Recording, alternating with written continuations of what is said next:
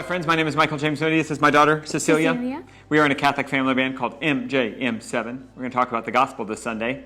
Jesus said to the chief priests and the elders of the people, "Hear another parable.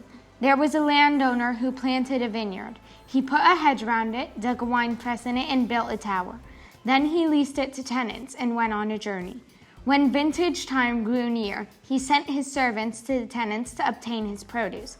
But the tenants seized the servants. One they beat, another they killed, and the third they stoned. Again he sent other servants, more numerous than the first ones, but they treated them in the same way. Finally he sent his son to them, thinking, 'They will respect my son.' But when the tenants saw the son, they said to one another, 'This is the heir. Come, let us kill him and acquire his inheritance.' They seized him, threw him out of the vineyard, and killed him. What will the owner of the vineyard do to those tenants when he comes?"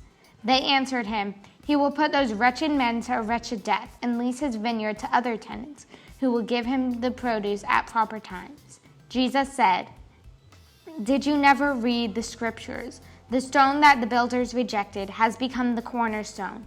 By the Lord this has been done, and it is wonderful in our eyes.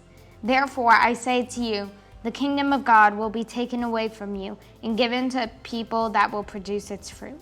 The first part that stuck out to me was Jesus said to the chief priests and the scribes, "Hear another parable." Now he doesn't say, "Do you want to hear another parable?" or "I have another parable. Do you want to hear it?" He demands authority and respect. Hear another parable. And that flows really well into the parable, because the parable, if you look at it, it's basically the story of salvation. It's explaining the Bible. Jesus sent all the prophets to the tenants who are just borrowing the land, and they killed them. They killed all the prophets because they did not like... Yeah, the only true prophet is the dead prophet.